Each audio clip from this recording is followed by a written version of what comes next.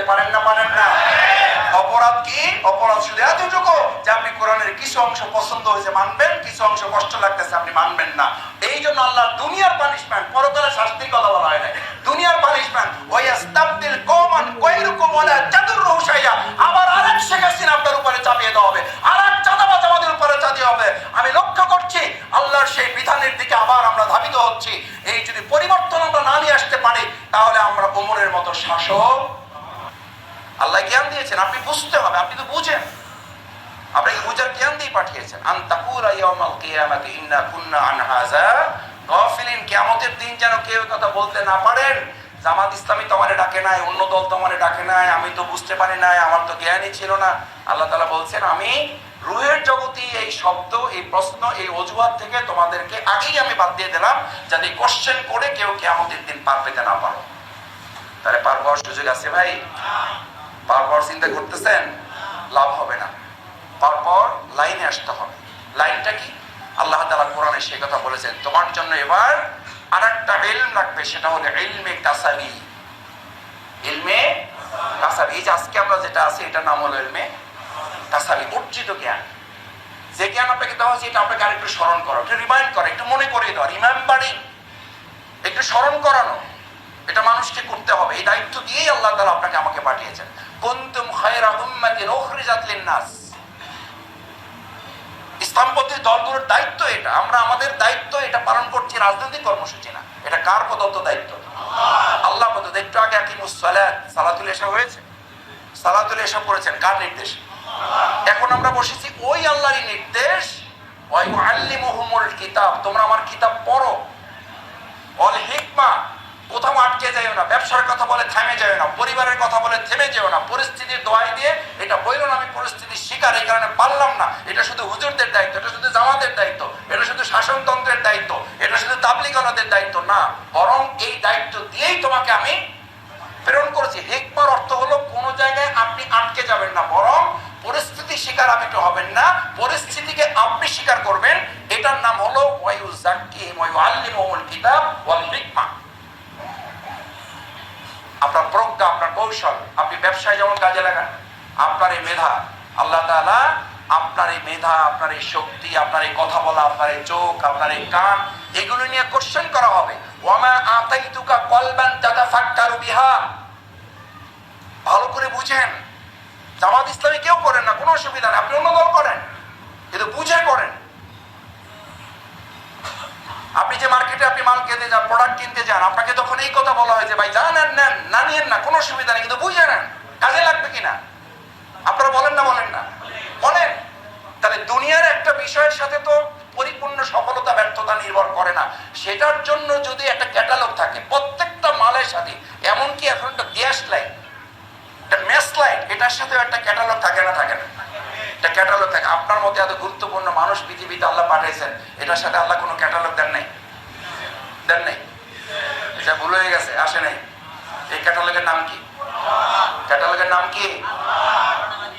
এখন আপনি ধরেন ওই ক্যাটালগটা আমাকে দেওয়া হয়েছে, কোম্পানি থেকে আমি কিনে নিয়ে আসছি, মাঝখানে দুদিন একটু ডিস্টার্ব করছে, রাস্তার কোনো এক লোককে আমি ওইটা দেখাইছি, সে বলছে যে এটা কোনো ব্যাপারই না, সে করছে কি পুরো ইঞ্জিনটা চেঞ্জ করে তার 2 নাম্বারটা বসাই দিয়েছে।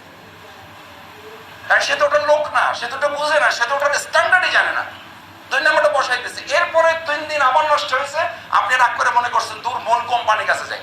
কোম্পানির কাছে যাওয়ার পরে সে বলছে যে ভাই মাঝখানে কই গেছিলেন? বলেন না বলেন না বলেন যে মাঝখানে কই গেছিলেন? কারণ আপনি তো বুঝতে পারছেন আসল জিনিসদের মধ্যে নাই, এটা আউট হয়ে গেছে, এটা সরাই ফেলছে। বলছি যে ভাই হ্যাঁ মাঝখানে তো একটু গেছিলাম, আপনারা তো ক্যাটালগ দিচ্ছেন, আপনি তো ক্যাটালগ দেখে চলার কথা, না পারলে আপনি আমাদের কাছে আসবেন, বলা আছে শোরুমে আসবেন, এখান থেকে ঠিক করে দেওয়া হবে। আপনি মাঝখানে সুবিধা পাওয়ার জন্য অথবা সময় বাঁচানোর জন্য অথবা টাকা বাঁচাবার জন্য অথবা কৌশল বুদ্ধি দূর অত যাই লাভ কি, উনি যা বলছে তাই শুনতে হবে নাকি? আমার একটা কি, আমার একটা বুদ্ধি শুদ্ধি আছে না, আমারও তো কিছু জ্ঞান বুদ্ধি।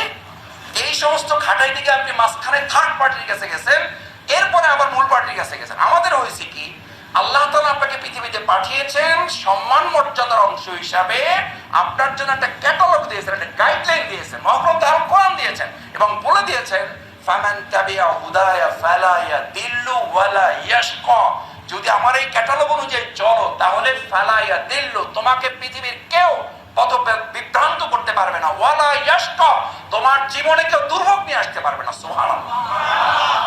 আর এখন আমাদের ভ্রান্তি এবং দুর্ভোগ আছে না নাই? কেন আছে? আমরা মাঝখানে কোন পার্টির কাছে গেছি? মাঝখানে একবার গেছি, দুইবার, তিনবার, পদে পদে যাচ্ছি, নামাজ পড়তে মসজিদে যাচ্ছি, অর্থনীতির জন্য সুদ ব্যাংকে যাচ্ছি, নামাজ পড়তে আল্লাহর কাছে গিয়ে বলছি ইয়াকা নাবুদু, তোমার গোলামি ছাড়া কারো গোলামি করি না, তোমার সাহায্য ছাড়া কারো কাছে সাহায্য চাই না। মসজিদ থেকে বের হয়ে নেতাকে পাইয়ে বলে যে নেতা একটু খেয়াল রাখেন, আপনি ঠিক থাকলে আমি ঠিক। ঈমান আছে না নাই? নাই। এটা আমার ফতোয়া না, এটা আমার ফতোয়া না। রাসূল করিম সাল্লাল্লাহু আলাইহি ওয়াসাল্লাম এই আয়াতেরই ব্যাখ্যায় হাদিস বলেছেন, قال রাসূলুল্লাহ সাল্লাল্লাহু আলাইহি ওয়াসাল্লাম হাত্তা ইযা লাম ইউতি আলিমান, একটা সময় থাকবে আলেম এবং ইলম দুটোই উঠাই নেওয়া হবে। রাসূল সাল্লাল্লাহু আলাইহি ওয়াসাল্লাম ফিউচার টেন্সে বলেছেন, এখন হবে কোন টেন্সে? কোন টেন্সে? প্রেজেন্ট টেন্সে হবে। হবে বলেছেন আর এখন বলতে হবে হয়ে গেছে। হাত্তা ইযা লাম ইউতি আলিমান, যখন আলেম এবং ইলম দুটোর কোনোটা থাকবে না, তখন কি করবে লোকেরা? ইত্তাখাযান নাস রুউসান জুহালান, তখন লোকেরা খুবই মূর্খ টাইপের, অজ্ঞ টাইপের নেতৃত্ব তারা গ্রহণ করবে। শুধু গ্রহণ করবে না, যখন তাদেরকে এই মূর্খ এবং নেতৃত্ব তারা গ্রহণ করবে, ফাসইলু ফাফতাউ বিগায়রি ইলম, এদের কাছে জিজ্ঞেস করবে ভাই এটা কি করা যায়, ভাই ওটা কি করা যায়, ফাফতাউ, এবং সে তার নিজের মতো ফতোয়া দিয়ে দেবে বিগায়রি ইলম, কোনো জ্ঞান ছাড়াই। আল্লাহ রাসূল সাল্লাল্লাহু আলাইহি ওয়াসাল্লাম এই বর্ণনা দেওয়ার পর এবার রিপোর্ট পেশ করে দিয়েছেন, ফাদাল্লু ওয়া আদাল্লু, ও নিজে বিভ্রান্ত আর যাকে উত্তর দিয়েছে সে নিজেও। এই অবস্থার মধ্যে আমরা পড়বো না পড়ে গেছি? পড়ে গেছি।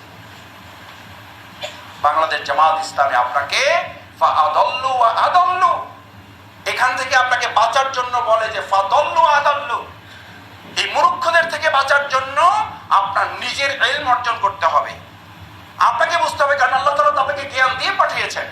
এখন এইটাকে শানিত করার জন্য 3 নম্বর জ্ঞান হচ্ছে ইলমে ওয়াহী। ইলমে ওয়াহী তার কয়টা হলো? একটু বলেন তো একসাথে, মুখস্থ করেন না একটু। নাম্বার 1 ইলমে ওয়াহী, বলেন একটু সাথে, ইলমে ওয়াহী, ইলমে কাসাবি, ইলমে ওয়াহী। এই ইলমে ওয়াহী এবং ইলমে কাসাবি যদি ইলমে ওয়াহীর সাথে সম্পৃক্ত না হয়, তাহলে আপনার এই ইলম আপনাকে আবু জেহেল বানাবে। কি জেহেল? শফিকুল ইসলাম মাসুদের মধ্যে সব জ্ঞান আছে, শুধু কোরআন নাই, তাহলে শফিকুল ইসলাম মাসুদ না আবু জেহেল? মাশাআল্লাহ। এবার আপনারটা আপনি ঠিক করবেন, এবার আপনার ভাবিটা আপনি ঠিক করবেন, খালাম্মারটা আপনি ঠিক করবেন। আপনার ছেলেটাকে ডাক্তার বানাইছেন, কোরআন জানে না, তার ব্যাপারটা আপনি ফয়সালা করবেন। আপনার মেয়েকে ইঞ্জিনিয়ার বানাইছেন, কোরআন জানে না, তার ব্যাপারটা আপনি ঠিক করবেন। শুধু জানার প্রশ্ন না, ওয়ামান আরাদা আন যিকরি ফাইন্না লাহু মাঈশাতান দানকা। ভাইরা, আমি তাড়াতাড়ি আসছি, এই জন্য আমি যাতে রাতে আপনাদের কষ্ট না হয়, আমি ভাইদেরও বলেছি দ্রুত শেষ করবেন। রাত তো আল্লাহ তাআলা দিয়েছেন ইবাদতের জন্য, আলহামদুলিল্লাহ আমরা একটা ইবাদতের মধ্যেই আছি। তারপরও রাতে ঘুমাবেন, ভোর রাতে উঠবেন, আল্লাহর কাছে সাহায্য চাইবেন, যা চাও তার কাছে যাবেন, একটা জুতার ফিতা হলে তার কাছে চাইবেন। এখন আমাদের অভ্যাস হয়ে গেছে, ভাই একটু দেখেন, ভাই একটু করেন, ভাই আপনি থাকলে আমি আসি, ভাই একটু তাকায়েন আমার দিকে। ভাই যেন আর একটা মানে পূর্ব হয়ে বসেছে, ভাই যেন আমাদের আর একটা অভিভাবক হয়ে বসেছে। অথচ আল্লাহ তাআলা রাসূল করিম সাল্লাল্লাহু আলাইহি ওয়াসাল্লামকে বলেছেন, ওমা আনা আলাইহিম বিওয়াকিল, তোমাকে আমি কারো অভিভাবক করতে দেই না। রাসূল সাল্লাল্লাহু আলাইহি ওয়াসাল্লামকে দেয় নাই, আমাদের নেতাদেরকে দিয়েছে। দিয়েছেন? দেন নাই।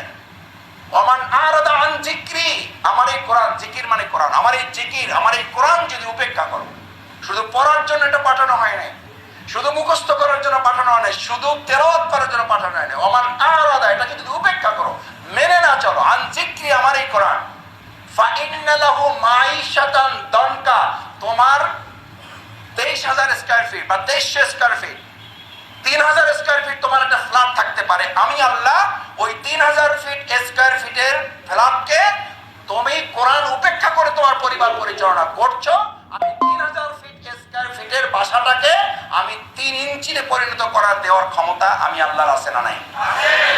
মাঝে মধ্যে মনে হয় না, হয় না? মনে হয় যে এত বড় বাসা নিয়েছি তার উপরও যেন অস্থির লাগে, লাগে না? লাগে না? কেন লাগে? আল্লাহ তাআলা বলেন তনকা, আমি ওটাকে সংকীর্ণ করে দেব। তুমি অনেক বড় ব্যবসা করবে, আমি ওটাকে সংকীর্ণ করে দেব। কেন করে দেব? তুমি আমার কোরআন মানছো না। ফাইন্না লাহু মাঈশাতান দনকা। শুধু তাই না, যখন তাদেরকে কথা বলা হবে তখন তারা বলবে ওয়ানাহশুরুহু ইয়াওমাল কিয়ামাতি আমা, কিয়ামতের দিন আপনাদেরকে আমাদেরকে কোরআন না মানার কারণে, না জানার কারণে না, ভালো করে বুঝেন, কোরআন না মানার কারণে, না জানার কারণে না, কোরআন না মানার কারণে আমাকে আপনাকে দুনিয়ার চক্ষুষ্মান ছিলাম, কিয়ামতে আপনাকে আমাকে অন্ধ করে উঠানো হবে। কে কে রাজি আছেন অন্ধ উঠবেন? এই পর্যন্ত যদি শেষ হতো তাহলে তো কোনো অসুবিধা ছিল না ভাই। আপনাকে শুধু অন্ধ করে উঠানো হবে না, আপনাকে অন্ধ করে উঠানো হবে, তারপর আপনি আল্লাহর কাছে ফেরেশতাদের মাধ্যমে জানতে চাইবেন ক্বালা রাব্বি লিমা হাশারতানি আমা ওয়া ক্বাদ কুনতা বাসীরা। আমাকে অন্ধ করে উঠানো হলো কেন? আমি তো দুনিয়াতে চোখ ছিল আমার, আমি অন্ধ কেন? আমি তো কিছুই দেখতে পাচ্ছি না, আমি অন্ধ কেন? ক্বালা রাব্বি লিমা হাশারতানি, সে আল্লাহকে জিজ্ঞেস করবে আল্লাহ আমি অন্ধ কেন? ওয়া ক্বাদ কুনতা বাসীরা, অথচ আমার কি ছিল? তার অপরাধ কি? অপরাধ কি ভাই? কোরআন পড়ে নাই, জানে নাই। কি করে নাই?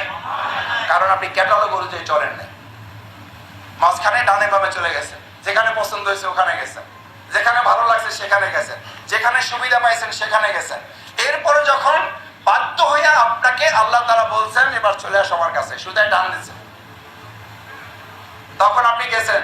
যাওয়ার পরে আপনাকে জিজ্ঞেস করা হয়েছে মাঝখানে কই গেছিলাম, মাঝখানে কই গেছিলাম? আমি তোমাকে ক্যাটালগ দিয়েছিলাম এবং ক্যাটালগ দিয়ে তো বলেছিলাম ফাইম্মা ইয়াতিয়ান্নাকুম মিন্নি হুদান ফামান তাবিআ হুদায়া ফালা খাউফুন আলাইহিম। তোমার কোনো ভয় নাই, তুমি ব্যবসা চালাও, চাঁদাবাজ তোমাকে ভয় দেখাতে পারবে না। যদি তুমি আল্লাহকে ভয় করো, গোটা দুনিয়ার চাঁদাবাজ তোমাকে ভয় দেখালেও শেষ পর্যন্ত সে তোমাকে ভয় করবে। মাঝে মধ্যে আমাদেরকে এখন কেউ কেউ বলে কয় যে ভাই চাঁদাবাজি ঠিকই আছে, শুধু হাত বদলাইছে। শুধু হাতই বদলায় নাই, এক হাতের জায়গায় এখন আরো কয়েক হাত তৈরি হয়েছে। আছে না নেই? এটা চলবে না বন্ধ হবে? ইসলাম কোরআন আপনাকে কি নির্দেশ দিয়েছে? আপনি কেন অন্ধ হবেন? আপনি কি দায়িত্ব পালন করেন নাই? কি নির্দেশ, কি ক্যাটালগে লেখা ছিল? ক্যাটালগে লেখা ছিল, ক্যাটালগে লেখা ছিল আপনার ব্যাপারে পরিষ্কার হাদিসের বর্ণনা ছিল মান রাআ মিনকুম মুনকারান ফালিগাইয়িরু বিয়াদিহি। ভাইয়েরা, এইসব কথা বললে জামাত ইসলামী জঙ্গি, এইসব কথা বললে জামাত ইসলামী জিহাদি। আরে ভাই, জিহাদ তো ইসলামের নির্দেশ, এটা তো একটা অঙ্গ ইসলামের, এটা তো একটা বিধান। এটা যতদিন ছিল ততদিন মুসলিমরা গোটা পৃথিবী শাসন করেছে, সম্মানিত ছিল। এটা যতক্ষণ হাতছাড়া হয়েছে ততক্ষণ মুসলিমদেরকে নাকে রশি লাগিয়ে পৃথিবী আমাদেরকে গরু ছাগলের মতো ঘুরিয়ে বেড়াচ্ছে।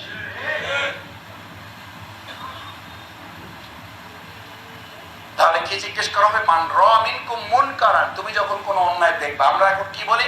চাঁদাবাজি বন্ধ হওয়া দরকার, এইটুকুর মধ্যে শেষ। কিন্তু ইসলাম বলেছে তুমি চাঁদা দেবা না। কয় যে ভাই আমি এর মধ্যে নাই, আমি চাঁদা দেই না, এইসব আমি নাই।